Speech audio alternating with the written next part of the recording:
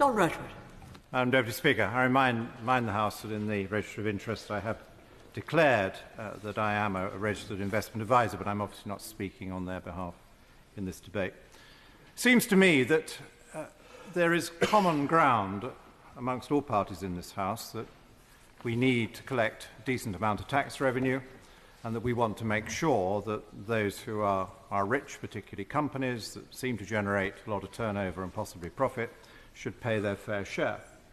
And we do recognise, I think, that we have to operate in a global market. We're normally talking about large corporations who genuinely make different levels of profit and generate different amounts of turnover in different jurisdictions and have genuinely complicated arrangements when they switch components, technology, ideas, work between different centres. And even in a service business where you're doing it through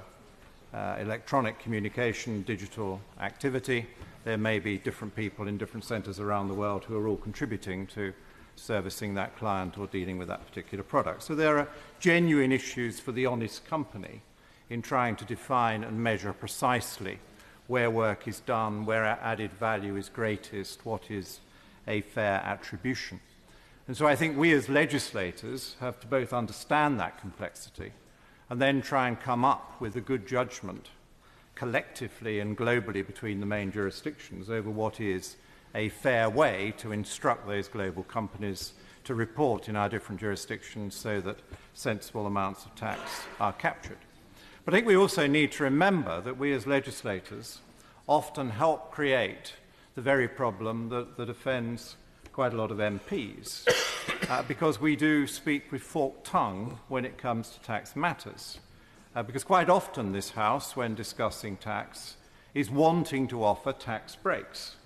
The House will say we would like companies to do more R&D, or we would like companies to invest more in plant and equipment, or we would like individuals to save for their retirement, or we would like individuals to save generally, or we would like individuals to be entrepreneurial, set up a business and then sell it in a few years at a good profit. And we collectively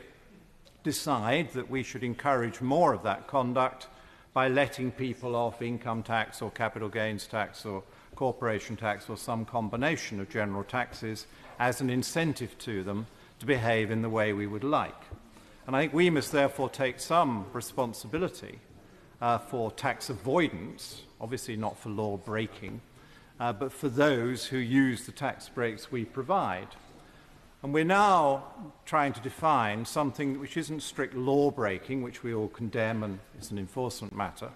and something which isn't friendly tax incentive, which we probably still all agree about. I suspect every MP in this House thinks that something should be encouraged by tax incentive. But we're trying to define something in the middle, which has become called aggressive avoidance, where there are elements of doubt. And I think that's where legislators need to do a better job,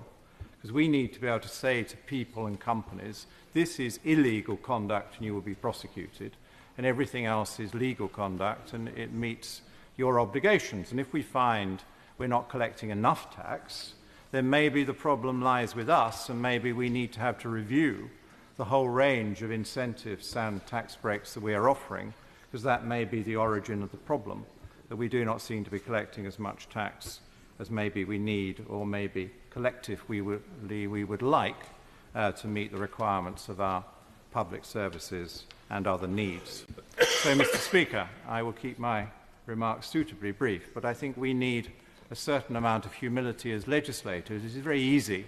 to get on a high horse about rich individuals or rich companies. Some of them do break the law, a minority, I trust, and they need to be pursued and prosecuted. Many others are honestly trying to report their tax affairs, complicated as they are, in multiple jurisdictions. And when you see that we, this evening, are debating a 644-page addition to our tax codes, and that is just one medium-sized country, and a multinational company may have to report to 30, 40 or 50 different countries, all of whom are generating tax codes on that monumental scale, I think we should just pause a little and ask ourselves, are we getting in the way of levying fair tax by the very complexity of the rules we are establishing?